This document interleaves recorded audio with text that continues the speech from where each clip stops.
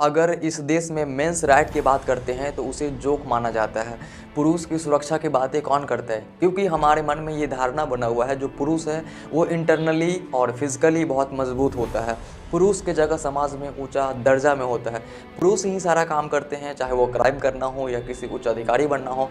ऐसा हमारे माइंड में परसेप्शन बना हुआ है। जिस देश में सुशांत सिंह राजपूत जैसा शख्स अगर सुरक्षित ना हो, सैयद अहमद जैसा शख्स अगर सुरक्षित ना हो, अतुल सुभाष सुरक्षित ना हो, तो आप कैसे कह सकते हैं कि हमारे देश में मेन या पुरुष सुरक्षित है?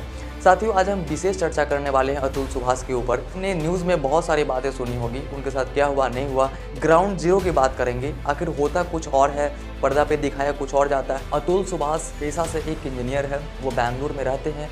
उनका मैट्रिमोनियल साइट शादी.com से शादी होता है और शादी होने के बाद उनको इतना मेंटली और फिजिकली टॉर्चर किया जाता है कि उनको सुसाइड करना पड़ जाता है।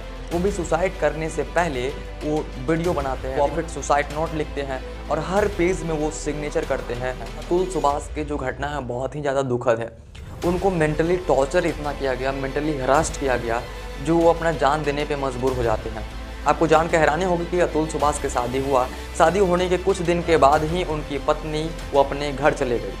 घर जाने के बाद छोटा सा अन्नबन होता है और उसके तुरंत बाद अतुल सुभाष को मेंटल टॉर्चर करना शुरू कर दिया जाता है उनकी पत्नी के द्वारा। अतुल सुभाष की पत्नी के नाम है निकिता। और साथियों, अतुल सुभाष को मेंटल एक्सटॉर्शन करने के लिए उनको खुद के बच्चों से दूर रखा जाता है। 40,000 रुपया महीना बच्चे के लिए मांगा जाता है मेंटेनेंस के लिए। अब अतुल सुभाष के ऊपर बहुत सारे केस कर दिए जाते हैं। अब सोचिए इस आदमी की गुनाह क्या था जो इतना किया जा रहा है?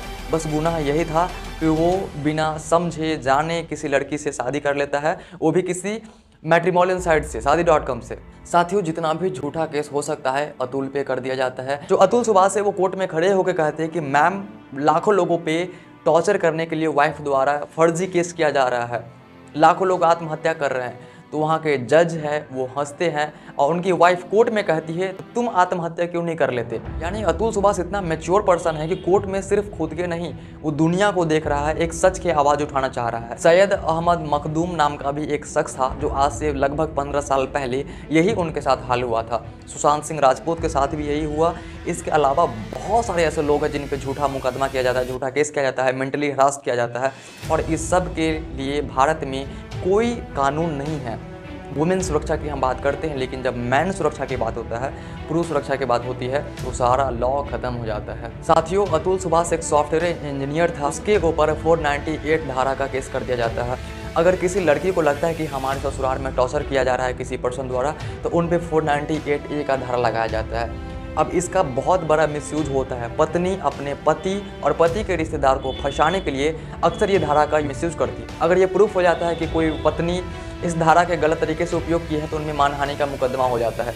लेकिन आप सोचिए, जिस देश में कोर्ट में जज हंसे इस बात से कि पत्नी कह रही है तुम आत्महत्या क्यों ना कर लिए, उस देश में, उस कोर्ट में आप कैसे मानहानि का मुकदमा सच के खिलाफ लगाएंगे? आपको अतुल एक इंजीनियर है, बेंगलोर में रहता है।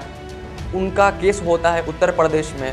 अब बेंगलोर से उत्तर प्रदेश उनको आना पड़ता है। अतुल सुभाष को एक साल में 23 छुट्टी मिलती है कंपनी की तरफ से, लेकिन 2 साल में 120 बार बेंगलोर से उत्तर प्रदेश आना पड़ता है। ये सब केस के तारीख पड़ा है 2 साल में 120 बार। आप सोचिए, वो कभी आया होगा तो जज साहब नहीं रहे होंगे, कभी आया होगा तो किसी कारणवश सुनवाई नहीं हुआ होगा। तो इसके अलावा 120 बार से भी ज़्यादा बार अतुल आया होगा अपना उत्तर प्रदेश में।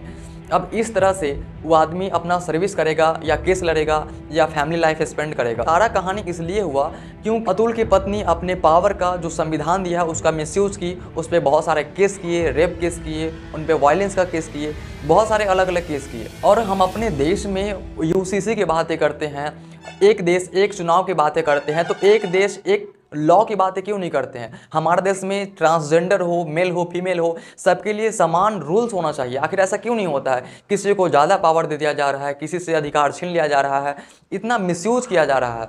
अब आगे देखिए, अतुल के जो न्याय है वो फाइलों के बोझ से दब के रह जाती है या अतुल को न्याय मिल